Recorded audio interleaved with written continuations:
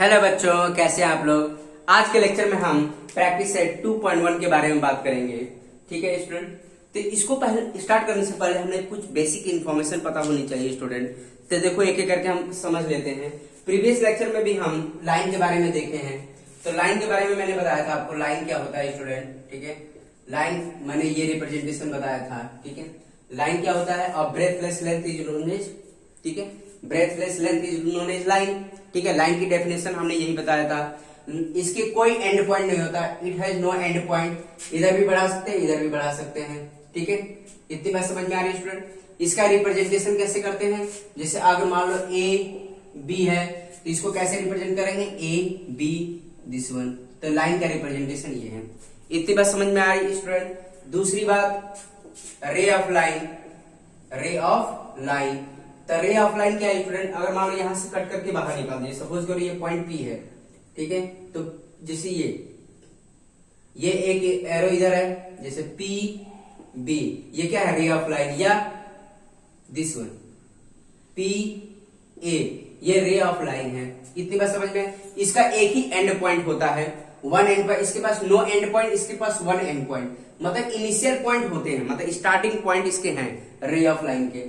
इसका रिप्रेजेंटेशन ऐसे होता है। इसको रिप्रेजेंट कैसे करेंगे, पी बी एरो इधर, या तुम्हारा ए पी एरो इधर, ऐसे रिप्रेजेंटेशन है। एस को, ठीक है, ज्योमेट्रिकली ऐसे रिप्रेजेंट करते हैं। रे ऑफ लाइन समझ में आ गया आपको।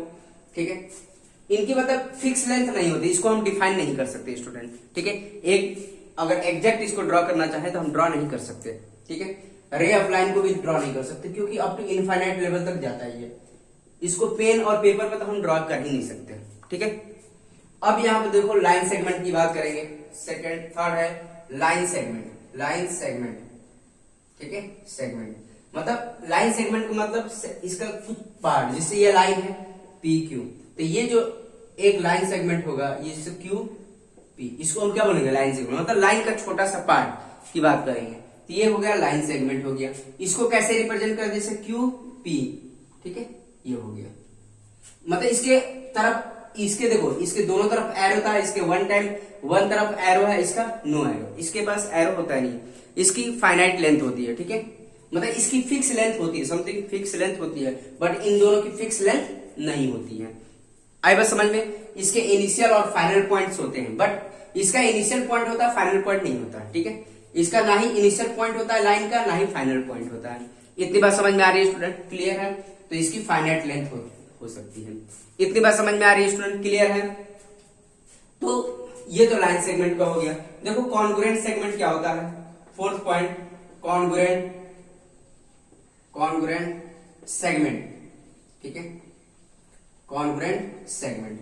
ठीक है, सेगमेंट के बारे में तो अभी हमने देखा, जैसे इसको क्या डिफाइन करेंगे, ये सेगमेंट ऑफ लाइन है। मतलब सेगमेंट मतलब इसकी क्या है, फिक्स लेंथ है, इसके लिए हम क्या बोलेंगे, इसको सेगमेंट बोलेंगे। ठीक है, कॉन्ग्रुएंट सेगमेंट का मतलब दो, जैसे दो ये मार्कर है, इन दोनों को कंपेयर किया जा रहा है। तो सपोज कर हमारे पास दो सेगमेंट है ए बी, जैसे मान लो एक लाइन है ए बी, ठीक है, ये दोनों कॉन्ग्रुएंट कम होंगे, और एक है हमारे पास सी डी। ठीक है, ये दोनों लाइन कॉन्ग्रुएंट कब होंगे, जब सेगमेंट, ठीक है, segment A B congruent to segment. ठीक है, कॉन्ग्रुएंट का सिंबल ये है। कॉन्ग्रुएंट को हम दूसरे लैंग्वेज में बात करें, कॉन्ग्रुएंट का मतलब होता है इक्वल। ठीक है, दो लेंथ इक्वल कब हो सकती है, जब ये भी, अगर मान लो ये 5 यूनिट है, 5 सेंटीमीटर, ये भी 5 सेंटीमीटर हो, जब दोनों की लेंथ होगी तभी वो दोनों आपस में क्या होंगे, कॉन्ग्रुएंट होंगे। ठीक है, कॉन्ग्रुएंट सी डी। ठीक है, या ऐसे भी लिख सकते हैं, length of A B equal to length of C D. तो लेंथ ऑफ ए डी और सी डी आपस में इक्वल तभी कॉन्ग्रुएंट होते हैं। ठीक है, कॉन्ग्रुएंट का मतलब होता है दोनों आपस में इक्वल होना चाहिए। दोनों इक्वल कब होंगे, जब इसकी लेंथ हमें पता होगी, फाइनाइट लेंथ पता होगी, तभी हम बता सकते हैं ये दोनों लाइन सेगमेंट क्या होंगे, आपस में इक्वल होंगे। और कॉन्ग्रुएंट का रिप्रेजेंटेशन ये है। क्लियर है स्टूडेंट, आई बात समझ में, आई थिंक सब बच्चों को समझ में आ रहा है। अब देखो इसकी कुछ प्रॉपर्टी होती है, प्रॉपर्टी ऑफ कॉन्ग्रुएंट सेगमेंट। ठीक है, प्रॉपर्टी कुछ पढ़ लेते हैं स्टूडेंट। प्रॉपर्टी ऑफ, इसको मिटा देते हैं, इसके बाद इसका प्रॉपर्टी पढ़ते हैं, प्रॉपर्टी ऑफ कॉन्ग्रुएंट सेगमेंट। तो देखो स्टूडेंट, प्रॉपर्टी 3 प्रॉपर्टी होती है। प्रॉपर्टी ऑफ कॉन्ग्रुएंट सेगमेंट, ठीक है। अब यहाँ पे देखो रिफ्लेक्सिविटी। रिफ्लेक्सिविटी का मतलब होता है कि मतलब जैसे ये जो मार्कर है अपने आप में क्या इक्वल होगा, ठीक है। मतलब रिफ्लेक्सिविटी मतलब ये जो प्रॉपर्टी होती है खुद इटसेल्फ से कंपेयर करना। जैसे इसको अगर मैं मिरर के सामने अगर रखूं तो ये जो मार्कर होगा सेम इक्वल, अगर मान लो इसको मिरर के इमेज से इसको कंपेयर करेंगे तो इनकी लेंथ आपस में क्या होगी, इक्वल होगी स्टूडेंट। तो रिफ्लेक्सिविटी में क्या होता है कि इसको खुद से इसकी मिरर इमेज से कंपेयर करना, ठीक है। अगर मान लो कोई लाइन सेगमेंट है, सपोज करो ये लाइन सेगमेंट है ए बी, ठीक है। तो हम कह सकते हैं जैसे ये लाइन सेगमेंट है, तो अब इसको अगर मान लो ये प्लेन मिरर है, ठीक है, प्लेन मिरर है, तो इसको अगर हम इसमें कंपेयर करते हैं, इसकी इमेजेस देखेंगे तो सेम वही इमेजेस मिलेगी, ठीक है। तो इसका मतलब यही है, मतलब उस खुद से कंपेयर करना, ठीक है। तो अब यहां पर देखो जो segment A B congruent to segment A B, इसका मतलब ये है, ठीक है, एक दूसरे से कंपेयर करना, मिरर इमेज के साथ कंपेयर करना। मीन्स ये हो सकता है length of A B equal to length of A B, मतलब जो जिसे लेंथ ऑफ मार्कर, देखो अगर कंपेयर करेंगे length of this one marker equal to this one, क्योंकि खुद की लेंथ से अपने आप में कंपेयर करेंगे तो इक्वल ही होंगे। इतनी बात समझ में आ रही है स्टूडेंट, क्लियर है। तो रिफ्लेक्सिविटी प्रॉपर्टी ये होती है, ठीक है। अब सिमेट्रिक प्रॉपर्टी के बारे में देखो बात करेंगे। सिमेट्रिक का मतलब होता है कि दो लेंथ को कंपेयर करें, जैसे ए बी है, ठीक है, और ये एक सी डी है, इसकी भी लेंथ 4 यूनिट है, इसकी भी लेंथ 4 यूनिट है। तो मतलब सिमेट्री का मतलब होता है कि अगर मान लो सिमेट्री का मतलब होता है दो मार्कर को आपस में कंपेयर करना, मतलब length of this one marker equal to length of this one marker, आएगा समझ, या length of this one marker equal to length of this one marker, इसका मतलब ये है। तो बस सिमेट्री का मतलब होता है दिस वन लेंथ ऑफ मतलब segment A B congruent to segment C D, आएगा समझ में। देन ये भी लिख सकते हैं segment C D congruent to segment A B. इतनी बात समझ में, ये इसके इक्वल हो या ये इसके इक्वल हो, दोनों का मतलब एक ही होता है, यही होता है सिमेट्रिक, ठीक है। या हम ऐसे भी लिख सकते हैं length of A B equal to length of C D, ठीक है। Then length of C D equal to length of A B, ये होता है मतलब सिमेट्री का मतलब, ठीक है। इतनी बात समझ में। अगर मान लो सिंपल लैंग्वेज में अगर बात करें तो ऐसे एरो का यूज कर सकते हैं, length of A B this one और दिस वन, ठीक है, लेंथ ऑफ सी डी। तो ये भी कभी कभी एरो यूज किया जाता है सिमेट्रिक रिप्रेजेंट करने में, मतलब ये इसके इक्वल भी हो सकता है, ये इसके इक्वल भी हो सकता है, मतलब ये एरो रिप्रेजेंटेशन के लिए यूज होता है।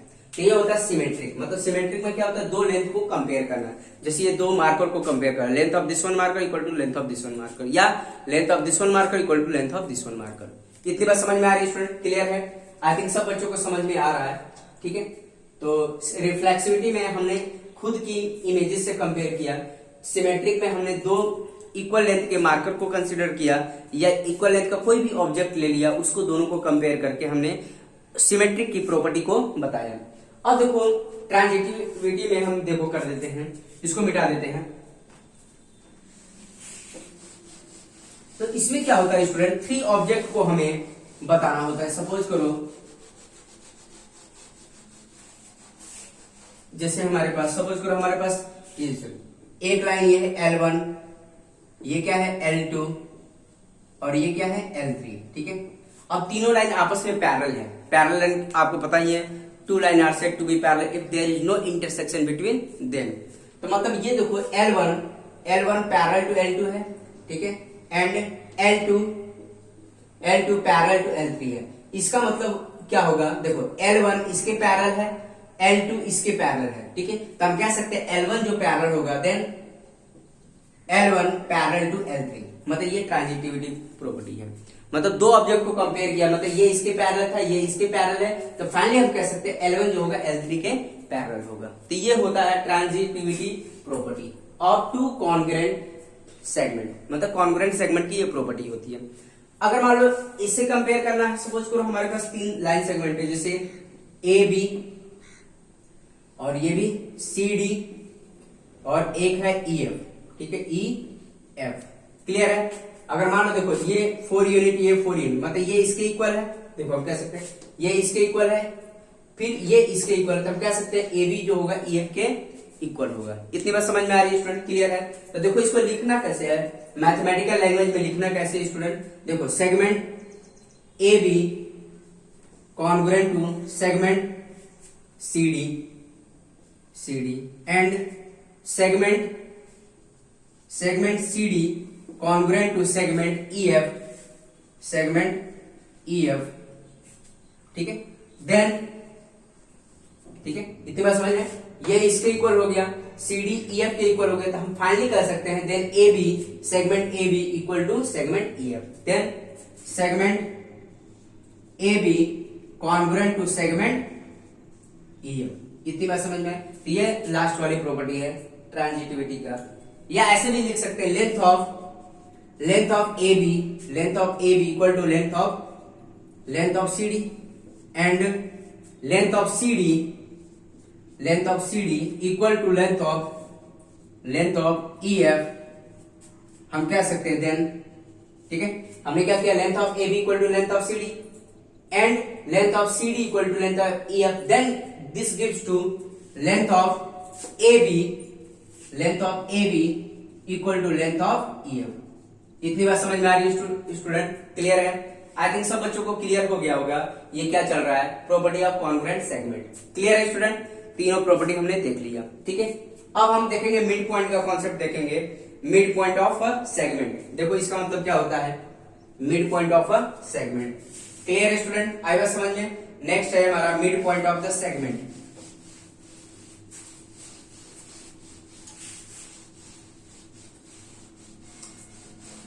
देखो मिड पॉइंट होने के लिए क्या होना चाहिए, पॉइंट का पहले कोलिनियर होना चाहिए, और कोलिनियर के बारे में हमने प्रीवियस क्लासेस में पढ़ा रखा है। कोलिनियर का मतलब क्या होता है, 3 पॉइंट्स कोलिनियर कब होते हैं स्टूडेंट, तो आपको ये सब चीजें पढ़ा रखा है, ठीक है। तो मिड पॉइंट का कॉन्सेप्ट वहीं से बनेगा। अगर मान लो सपोज करो ये लाइन सेगमेंट है, ठीक है, या लाइन है, ये तुम्हारा लाइन सेगमेंट ही बना लेते हैं, ए है, बी है और ये सी है। सपोज करो ये रहा, ये सी है, तो सबसे पहले क्या होना चाहिए क्राइटेरिया, ए बी एंड सी। ये पहले तो हमारा मिड पॉइंट, मतलब मिड पॉइंट बनने के लिए तीनों पॉइंट्स कोलिनियर होना मस्ट है।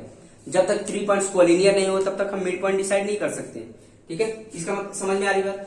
इसका मतलब देखो मिड पॉइंट का मतलब पहली कंडीशन तो ये है, दूसरी कंडीशन इस मिड पॉइंट के लिए क्या हो कह सकते हैं, segment A B congruent to segment BC, segment BC, मतलब ये 4 यूनिट है तो ये भी 4 यूनिट, या ये 3 है तो ये भी 3 होना चाहिए, तभी वो मिड पॉइंट हो सकता है। तो ये दो कंडीशन जब एग्जिस्ट करेगी तब हम कह सकते हैं D is mid point of A and C. तो फाइनली जब दो ये कंडीशन एग्जिस्ट कर रही है, या ये भी लिख सकते हैं length of A B equal to length of B C, ठीक है। तो हम कह सकते हैं finally B is a mid point of A and C, ठीक है। B is a mid point of A and C. इतनी बात समझ में आ रही है स्टूडेंट? क्लियर है? ठीक है। नेक्स्ट टॉपिक है कंपैरिजन ऑफ अ सेगमेंट, ठीक है। नेक्स्ट है कंपैरिजन ऑफ अ सेगमेंट, ठीक है। तो दो सेगमेंट मतलब कंपैरिजन कैसे कर सकते हैं, कंपेयर मतलब इक्वल का देख लिया हमने, ठीक है। कॉन्ग्रुएंट का मतलब देख लिया हमने क्या होता है। अब कंपैरिजन की बात करेंगे, दो सेगमेंट को कैसे कंपेयर कर सकते हैं, मतलब बेसिकली क्या है, कौन से सिंबल्स यूज किया जा सकता है कंपैरिजन में। तो सपोज करो हमारे पास दो सेगमेंट है, ए है, ए बी है, और ये एक हमारे पास सी डी है। तो मान लिया कि ये 4 यूनिट है, ये 6 यूनिट है। तो इन दोनों में हम कंपैरिजन के लिए मैथमेटिक्स में कौन से सिंबल्स यूज किए जाते हैं। तो देखो यहां पर हम कह सकते हैं segment A B less than segment C D. इतनी बात समझ में आई? देखो ये एरो का यूज किया जाता है लेस देन और ग्रेटर, मतलब ए बी की लेंथ क्या है, कम है किससे, सी डी से। तो सी डी बड़ा है तो बड़े के लिए ये वाला है, देखो जिधर पॉइंटेड है वो छोटा होगा, मतलब इसका मतलब ये होता है जैसे मतलब ये कौन सी स्मॉल वैल्यू होगी, पॉइंट का मतलब जिधर पॉइंटेड है उधर छोटी वैल्यू होगी, और इधर जो खुला हुआ एरिया उधर बिग वैल्यू होगी, बिग। ये याद रखना। तो देखो खुला हुआ एरिया किसके साइड है, CD के साइड, मतलब ये बड़ी वैल्यू होगी और ये छोटी वैल्यू होगी। या ये सकते length of AB less than length of CD, ये भी लिख सकते हैं। क्लियर है स्टूडेंट? या अगर मान लो ऐसे लिखना है, ठीक है, ऐसे भी लिखना है, सेगमेंट CD, हमने AB लिखा, segment CD greater than segment AB, ऐसे लिख सकते हैं। क्लियर है स्टूडेंट? क्योंकि सेगमेंट CD जो है AB से क्या है, बड़ा है, तो ये सिंबल्स यूज किया जाता है। ऐसे भी लिखा जा सकता है, या length of CD greater than length of AB, ऐसे रिप्रेजेंट किया जा सकता है। तो ठीक है स्टूडेंट, कंपैरिजन ऑफ सेगमेंट देख लिया, दो सेगमेंट को कैसे कंपेयर किया जाता है। अगर 3 सेगमेंट होता तो 3 सेगमेंट को भी कंपेयर कर सकते थे। जैसे मान लो एक और ले लिया EF, ठीक है, EF ले लिया, EF ये 2 यूनिट है, तो यहाँ पर जस्ट बढ़ जाएगा segment AB greater than segment EF, ऐसे लिखा जा सकता है। या length of CD greater than this one, फिर ये इससे बड़ा है तो ऐसे लिखा जा सकता है EF। तो ये रिप्रेजेंटेशन है, मतलब ठीक है। तो एक दूसरे को कंपेयर करने के लिए ये वाले सिंबल्स यूज होते हैं। इतनी बात समझ में आ रही है स्टूडेंट? क्लियर है? आई थिंक सब बच्चों को समझ में आ पा रहा है, ठीक है। अब नेक्स्ट है हमारा परपेंडिकुलर सेगमेंट ऑफ आर रे। परपेंडिकुलर की बात कर रहा है, ठीक है। परपेंडिकुलर का मतलब क्या होता है स्टूडेंट? देखो इसको मिटा देते हैं।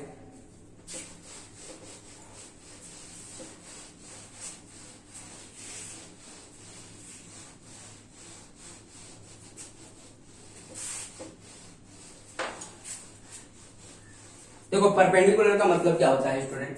मतलब अगर मान कोई भी लाइन हो गई परपेंडिकुलर, सेगमेंट परपेंडिकुलर होगा, रे ऑफ लाइन परपेंडिकुलर होगा, तो परपेंडिकुलर का मतलब हो गया जिससे मतलब अब देखो लाइन को परपेंडिकुलर कैसे कर सकते हैं? Line perpendicular L1 perpendicular to L2, मतलब ये 90 डिग्री, थीटा इक्वल टू क्या बनाए 90 डिग्री, इसका मतलब ये है। तो इसको कैसे डिफाइन करेंगे? 2 line are said to be perpendicular if they intersect each other at right angle, ठीक है। मतलब 2 लाइन को परपेंडिकुलर तभी कह सकते हैं जब उनके बीच में जो एंगल बने वो 90 डिग्री का बने, तभी हम कह सकते हैं 2 lines are perpendicular to each other. और परपेंडिकुलर का ये सिंबल्स है। इतनी बात समझ में आ रही है स्टूडेंट? तो डेफिनेशन आपको क्लियर हुआ। 2 line are said to be perpendicular if they intersect each other at right angle is known as perpendicular line. Parallel line क्या होती है? पैरेलल लाइन हमने बता रखा है L1 parallel to L2। 2 line are said to be parallel to each other if they do not intersect each other, कभी intersect ना करे, कितना भी इसको आगे बढ़ा दो ये कभी इंटरसेक्ट नहीं कर सकती। तो ऐसे 2 लाइन को हम क्या बोलते हैं? पैरेलल लाइन, मतलब L1 पैरेलल टू L2, ठीक है। पैरेलल का ये सिंबल है और परपेंडिकुलर का ये सिंबल है। आई थिंक सब बच्चों को समझ में आ रहा, ठीक है। तो ये सब बेसिक इंट्रोडक्शन आपको पता होना चाहिए स्टूडेंट, ठीक है स्टूडेंट। अब आगे देखते हैं हम।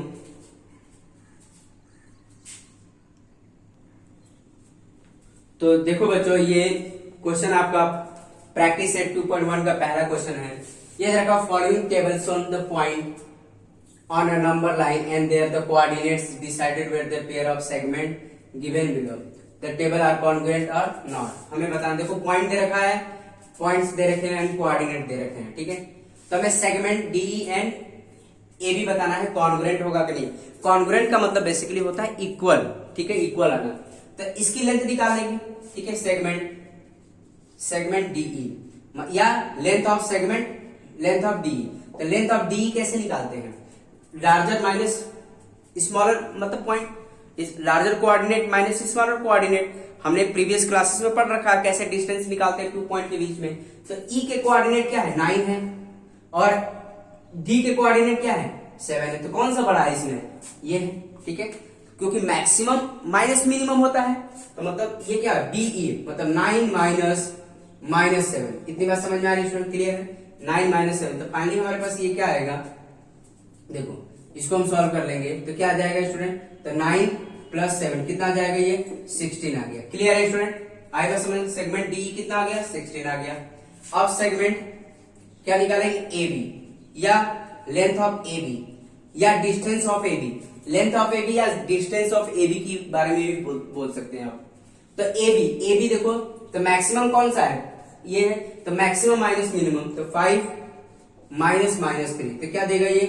तो 5 प्लस 3 8 आएगा। तो दोनों इक्वल कहाँ है? नहीं है, तो मतलब ये कॉन्ग्रुएंट नहीं है, ठीक है। आएगा समझ में? तो सेगमेंट DE, ठीक है, DE and segment AB not congruent, ठीक है, नॉट कॉन्ग्रुएंट, ठीक है, कॉन्ग्रुएंट नहीं है, ठीक है। आई बात समझ में, AB और क्योंकि दोनों की लेंथ इक्वल होनी चाहिए, ये इक्वल नहीं है, 16 आ रहा है, ये 8 आ रहा है, तो कॉन्ग्रुएंट कहां से हुए, ठीक है, नहीं हुए, ठीक है। अब देखो ये पहला तो हो गया, दूसरे के लिए देखो, पहला हो गया सेगमेंट BC, सेगमेंट BC या length of BC, length of BC देखो, तो लेंथ ऑफ BC कितना आ रहा है, BC, ठीक है। मैक्सिमम कौन सा है स्टूडेंट, इसमें B पॉइंट है, तो मैक्सिमम माइनस मिनिमम, 5 माइनस 2 कितना आएगा, 3 आ गया, ठीक है। लेंथ ऑफ BC कितना आ गया, 3 आ गया, कितना आएगा।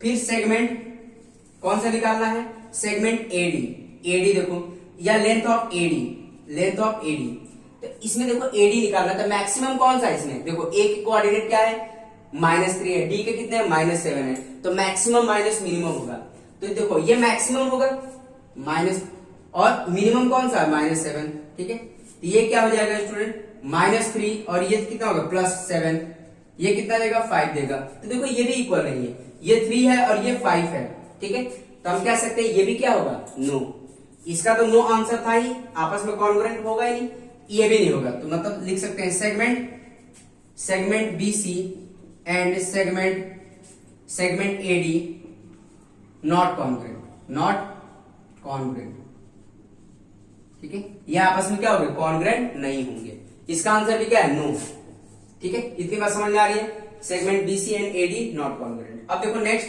थर्ड वाले की बात कर लेंगे स्टूडेंट, थर्ड वाला सेगमेंट BE, सेगमेंट BE देखो, तो या लेंथ ऑफ BE, ठीक है, लेंथ ऑफ BE, तो लेंथ ऑफ B कैसे निकालेंगे स्टूडेंट, BE देखो, B एंड E, तो इसमें मैक्सिमम कौन सा है, 9 है, मतलब E के कोऑर्डिनेट है, और ये 5, तो क्या आएगा, 9 - 5 कितना आ गया, 4 आ गया, इसकी लेंथ कितनी आ गई, सेगमेंट BE की लेंथ कितनी आ गई, 4 आ गई, ठीक है।